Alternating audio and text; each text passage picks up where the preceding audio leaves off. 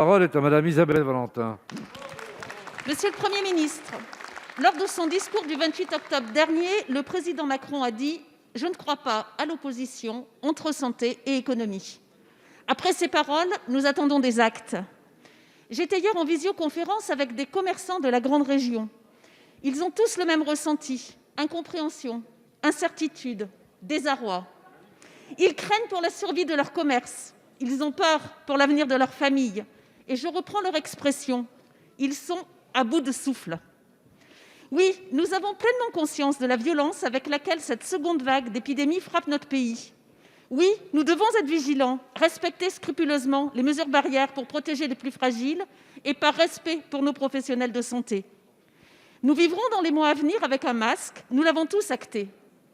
Monsieur le Premier ministre, nous ne pouvons pas traiter dans notre pays les divers acteurs du commerce de façon différente. Arrêtez de les opposer, nous avons besoin de tous. Si vous ne réagissez pas rapidement, vous pourrez bien investir des millions d'euros dans des programmes de revitalisation. Vous pourrez faire tous les grands discours que vous voulez sur la cohésion des territoires.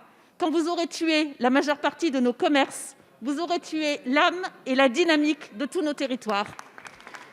Monsieur le Premier ministre, toutes les mesures d'accompagnement dans notre économie sont les bienvenues.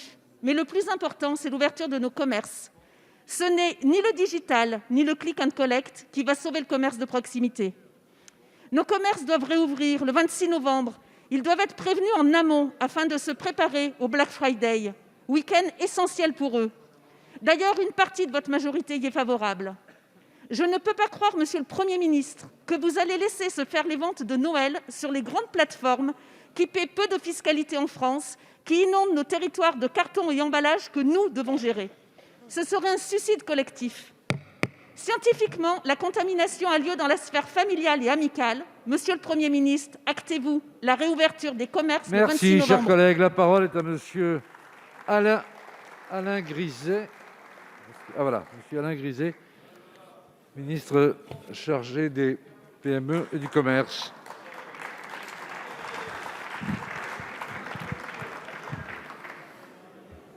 Monsieur le Président, Mesdames, Messieurs les députés, Madame la députée Valentin, j'entends naturellement la demande des commerçants et des artisans. Je connais leur inquiétude, quelquefois même leur détresse. C'est pour ça que nous travaillons tous les jours à rencontrer leurs représentants pour regarder de quelle manière nous pourrons rapidement travailler pour la réouverture. Nous avons parfaitement conscience que ces entreprises sont particulièrement touchées par les décisions que nous impose la situation sanitaire en France. Notre objectif est de pouvoir concilier reprise de l'activité économique et impératifs sanitaires. Comme vous, nous souhaitons une réouverture la plus rapide possible des commerces.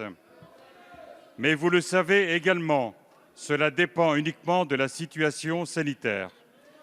C'est pourquoi j'ai lancé avec Laurent Pietraszewski hier une concertation avec l'ensemble des organisations professionnelles et fédérations du commerce.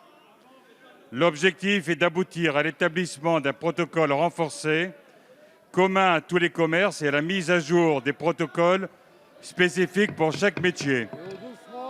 Nous réunirons avec Bruno Le Maire, Olivier Véran et Laurent Pietraszewski vendredi à nouveau les fédérations de commerce pour valider ces protocoles et les soumettre au conseil scientifique.